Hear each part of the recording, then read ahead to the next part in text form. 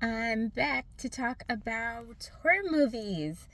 So, still behind, but working on getting caught up now on the Everyone's a Critic film watching challenge. And I'm going to actually talk about two different prompts today because I watched two movies that are related. So, the first one I'm going to talk about, the prompt is it takes place in a castle. And the second prompt I'm going to talk about is a remake. So, I watched Castle Freak from 1995, and I watched the remake from 2020, I believe it is. So I'm going to talk about those two together. And there's, of course, going to be spoilers here, so be prepared. I read that originally they were kind of based on the H.P. Lovecraft story, The Outsider. So I read that again because it had been a long time since I read that collection. So it's a kind of a short story where the synopsis is that there's this person who's been living in a castle, has not had any human contact, doesn't remember having heard voices, somehow knows how to read, so has read all these books, but isn't exposed to other people, and is stuck in this castle in a forest where he gets no sunshine, presumably he. And one day he starts climbing on the tower and ends up in a different world where he finds this different castle and sees a party of people, and they run away frightened from him, and he ends up seeing this hideous, horrible creature. And the ending is that he realizes that what he's looking at is a mirror, and he is the hideous, horrible creature. So it inspired the movie Castle Freak. And I would say I definitely see the influence of the H.P. Lovecraft story a lot more in the original Castle Freak than the remake. There's a lot of big differences between the original and the remake from just watching them. So the original, the story, there are some similarities too. Like I said, there's going to be spoilers. I'm going to talk more about the story and kind of compare the two a bit. But in the original, the dad of the family was driving drunk and ended up killing his son and blinding his daughter. And so the wife is obviously resentful of him. They don't have a close or intimate relationship. There's a lot of issues there, but he inherits a castle. So he goes there and wants to sell it. He's trying to make things right with his family and kind of deal with some of his demons. But weird stuff's going on in the castle. The daughter, who's blind, is having some interesting experiences. And so when he ends up trying to reconnect with his wife and his family, but she rejects him, so he ends up partying, like drinking, and then getting a prostitute and bringing her back, and that kind of kicks off a whole bunch of events where it turns out that this person who is his older brother, I believe it was older brother, like half brother, has been living in the castle and in really cruel conditions, and he looks terrifying, and he's been kind of attacking people. So he attacks the prostitute, he attacks the daughter, and there's a whole showdown.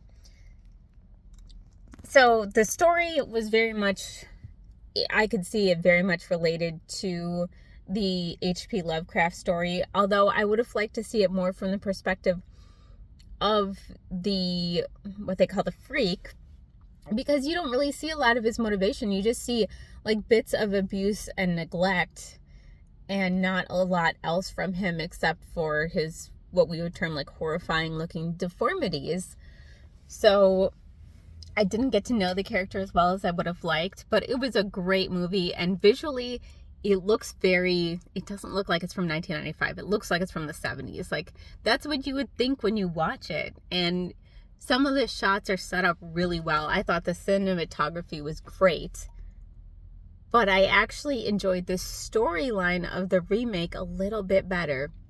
So the remake, it's not as good in a lot of ways as the original. And the cinematography, the way it's shot, I don't think compares to the original necessarily, but I really enjoyed the story. And this one's a little bit more, it's a more modern take. It was something you'd see more in modern movies. So in the remake, there is a young woman whose boyfriend was drunk driving, gets in a car accident. So this is the familiar theme. And during the car accident, she becomes blinded. And her boyfriend's kind of a piece of work, if you want to put that lightly. He's kind of flirting with other women and, obviously driving drunk. But she ends up finding out that her biological parent, she'd been adopted, and her biological mother had died and left her this castle. And so she goes there. The intention is to sell it, but she kind of wants to investigate and learn more about her family. And meanwhile, her boyfriend wants to sell it, make the money, and he invites all their friends to come over. And he was like, oh, no, we're not going to be partying. But then he does party with them. He invites a girl he's been flirtatious with. He's there drinking, even though, the main character wants to avoid that partying lifestyle because it almost killed her and left her blind. But there is another character called the Professor. He's this younger guy, and she ends up exploring more with him, and they find her mom's diary and stuff. So one of the things that sets this apart from the original, it's a lot more like graphically sexual. There's a lot of graphic imagery in both, but the remake felt a little bit more like gratuitous in what it showed. But there's a lot of sexual content in there. But it was, I believe, really well done, and it was an interesting watch. So what I ended up liking better about the storyline in the remake is that it turns out that the castle freak in the remake is the sister of the main character who's blind, and they reconnect to fulfill a prophecy of a cult. So the story of these cults and cultists, that's one of the storylines that's been popping up in a lot of more modern movies, I feel like. So that was an interesting twist, and I actually liked that twist excuse me, a lot. I liked the storyline of it being a cult. I like the storyline of them being sisters. There was some really graphic imagery in the remake that's going to stay with me forever, involving the freak. I feel bad calling her that, but she's just has some pretty horrifying behaviors, especially towards the boyfriend. So that's all I'm going to say about that, but it's going to definitely live rent-free in my head for the rest of my life.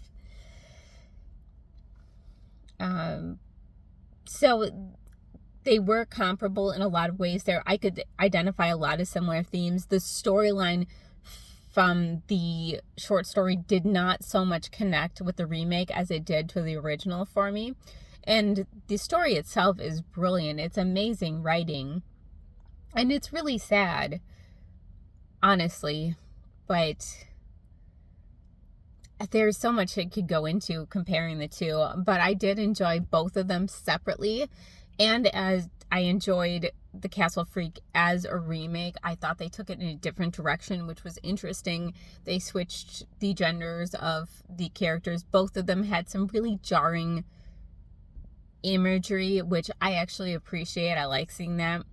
But it's definitely probably not something you want to watch with your kids. But anyway, yeah, that's Castle Freak.